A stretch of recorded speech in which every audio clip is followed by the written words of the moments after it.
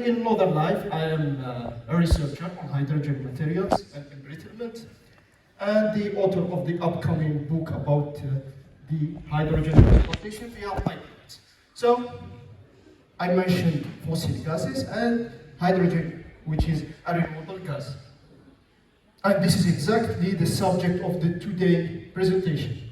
How can we use our experience, the Algerian experience in natural gas regulation, to regulate the upcoming hydrogen market?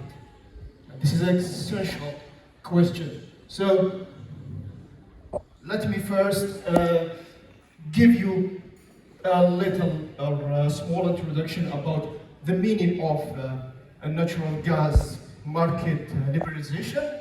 So the liberalization of natural gas was a hot topic in the 90s. An open or liberalized natural gas has three pillars. The first is the unbundling of the former monopolies. Second pillar is the reducing of this monopoly market share. And finally, the ensuring a fair access to the network to the third party. Of course, in an open natural gas market, we have a referee, which is the market regulator. In Algeria, of course, the reforming of the natural gas market started in 2002 with the issuing of the law number 0201 concerning electricity and gas distribution through pipelines. 3 years after that, the market regulator was created, which is the Electricity and Gas Regulatory Commission. And since then, multiple policies were issued, such as the decree about the unbundling of the monopoly in 2002, the policy about the third-party access to the network in 2007, and essentially the technical decrees about the distribution and the transmission networks in 2007 and 2010, which are the topic of today. So, the law separates between two entities in natural gas market, which are the gas transmission operator, which is responsible, the first entity responsible for the transmission network, and the second entity is the gas distributors, which are responsible for the distribution network and, in addition to that, to the natural gas sale. Returning to the policies who regulate the transmission and the distribution networks, we will start with the policy which talks about the design of the natural gas transmission network.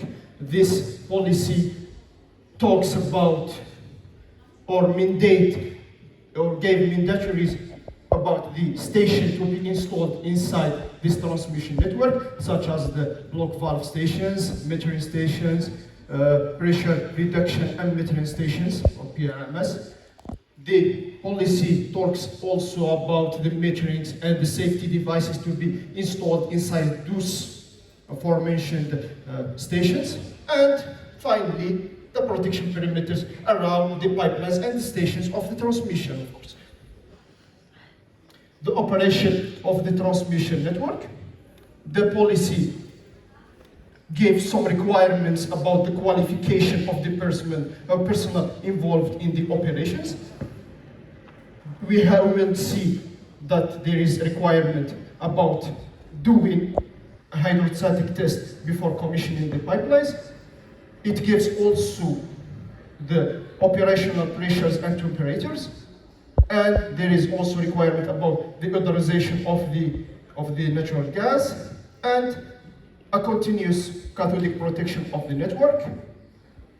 There is a procedure before abandoning a pipeline, which is all about the inerting, and there is under the regulation give the permission to carry out some operations on operating pipelines, such as hot topic.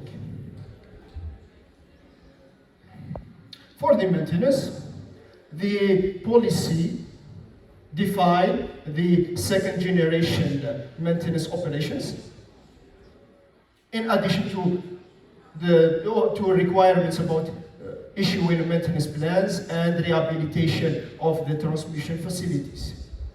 And finally, there is a requirement to the operator to communicate the serious incident and accident to the Ministry of Energy and to the regulator. This is all about the transmission network. For the design of the distribution network, the policy requires the installation of metering, protection, telemetry, control systems, safety devices inside the installation of distributor. The policy also requires to have certain balance between the natural gas demand and the capacity of the distribution network. And also it gives a protection zone around the facilities of distribution. For the operation, the policy also required for the personnel involved in the operation to have certain qualification. It requires also a pneumatic test before commissioning the distribution pipelines and to verify the odorization level of the natural gas.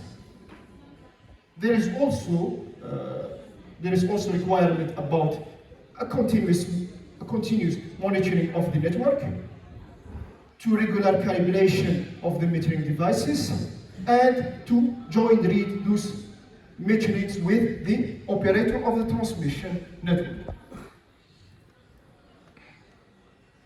For the maintenance, the policy also define and require the second generation maintenance operations, and to communicate the maintenance plan to the operator of the transmission network.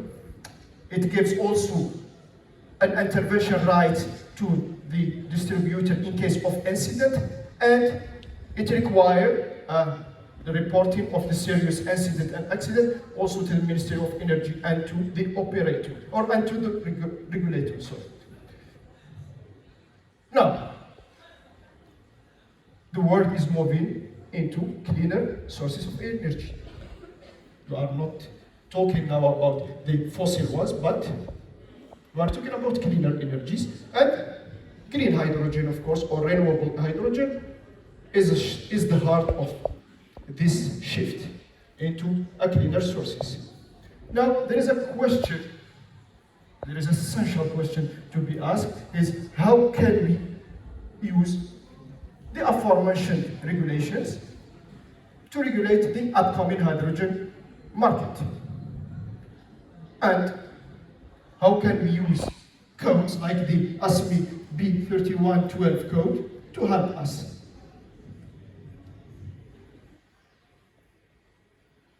Algeria, like many countries, has issued its own national strategy to develop the hydrogen.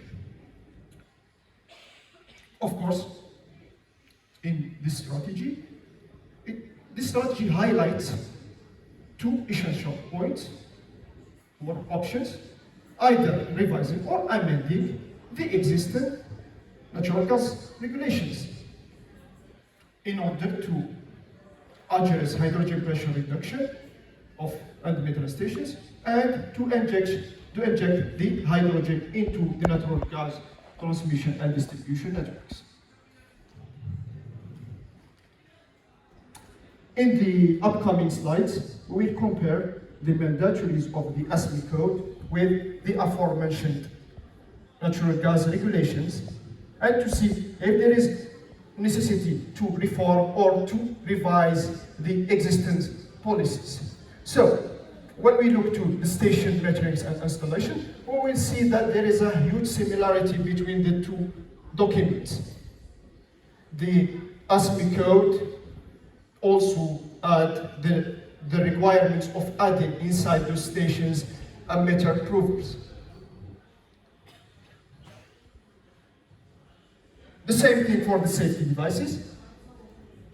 For the qualification of the personnel, the ASME code require that the personnel involved in operation, maintenance, and construction activity, and also to the inspectors to have a certain limit of qualifications.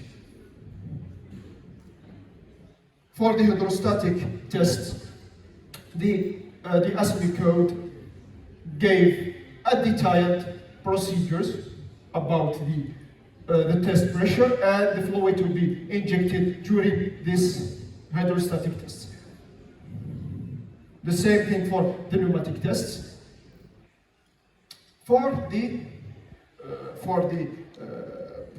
protect the hydrogen pipeline from corrosions, the ASME code require a continuous protection, cathodic protection on the buried pipelines.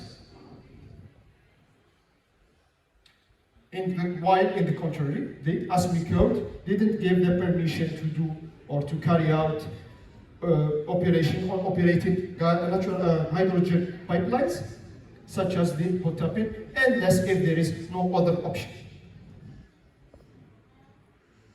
The same thing for before abandoning a hydrogen pipeline, there is a procedure, a standardized procedure to be followed before abandoning this pipelines. For the maintenance of the transmission hydrogen pipeline, the ASME code give a mandatory for a continuing surveillance of the pipeline and to issue a program, a study about the state, a continuous study about the state of this pipeline, and according to the result of this study, we will take actions. The ASME code also give requirements about patrolling, about periodic patrolling of the transmission pipeline.